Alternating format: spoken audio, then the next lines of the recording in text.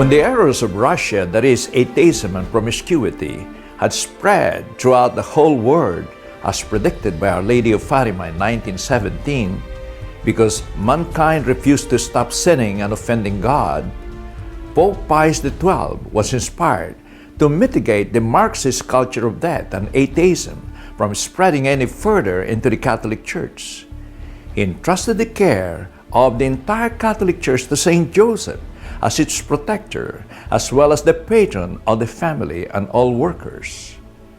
To foster deeper devotion to Saint Joseph among Catholics and to counter the May Day celebration for workers organized by the godless communists, Pope Pius XII instituted the Feast of Saint Joseph the Worker in 1955 to remind the faithful of the sanctity of work. In Matthew chapter 13, verse 55, Saint Joseph is mentioned as a carpenter. Carpentry can also refer to a builder or any craftsman. It was unto this noble and holy work that Joseph supported his family.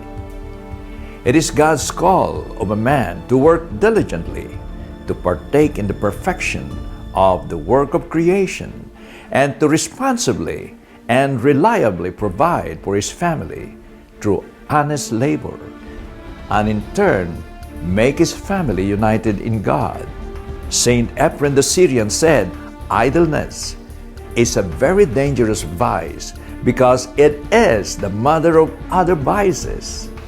Idle people do not concentrate their thoughts on the profound seriousness of life, the huge responsibility that lies on them, not only before people, but also before God Himself.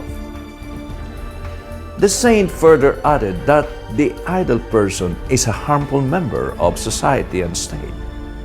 And in order to get money, they invent various other sinful means and become capable of every low thing: shadowy business, lies, deceit, and bribe taking. The fastest to earn money now is drug pushing. The Pope inspired the workers to imitate how Saint Joseph sanctified his work by having the privilege to teach Jesus and later to receive help from Jesus on the value and dignity on sanctity of work from his carpenter shop. Jesus too was a carpenter. He learned the trade from Saint Joseph in partaking with God's work of creation and glorified God in the work of his hands. Jesus spent his early adult years working side by side in Joseph's carpentry shop in a silent and prayerful mood before leaving to pursue his ministry as preacher and healer. When Saint Joseph offered his craft in union with Jesus in every moment while fabricating furnitures, it became his continuous prayer and penance for the salvation of souls. Such work performed by Saint Joseph to please God alone became a source of holiness. Saint Joseph must have surely had an inkling from Simeon the prophet during the presentation how his son Jesus would one day offer his life as an oblation for the salvation of Israel and the whole world. Many of the works performed today in many factories around the world are at times a purely labor and profit only. That is, for earning money alone, for the purpose of gaining comfortable lifestyle, without maybe even the thought of helping the family or even the community. This work falls under the category of a Marxist and capitalistic mindset. When the demand for profit is high, even at the cost of health, safety, rights, and religious belief of the human labor, it indeed violates the dignity and rights of those persons who work, because every worker is made after the image of God. Both capitalists and communists violate human dignity in their labor practices because they do not recognize the workers as persons, but only tools for production and profit.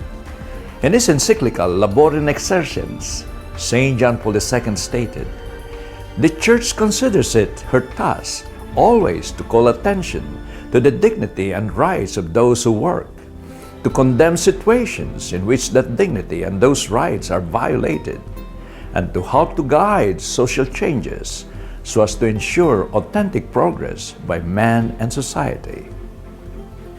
Saint Joseph was not ashamed of humble work. When he was in Egypt as a migrant, he knew no one. It was difficult to open a carpentry shop when he was a veritable alien. Tradition said that Saint Joseph tried to serve Egyptian craftsmen as a helper until he was able to save enough to set up his own carpentry shop. Through his noble work, he managed to support his family and even help the poor in his area. Nonetheless, either as a simple helper or later as a shop owner, Saint Joseph was always the just, loving, honest, and charitable worker to both his collaborators and customers. Saint Joseph, therefore, is a real model for lowly laborers.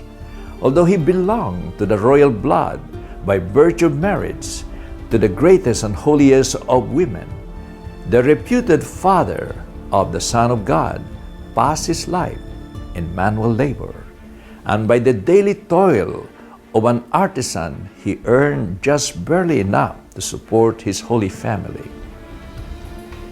Let us never forget to seek for the assistance of Saint Joseph, for without him, our families would be open prey to all kinds of diabolical attacks.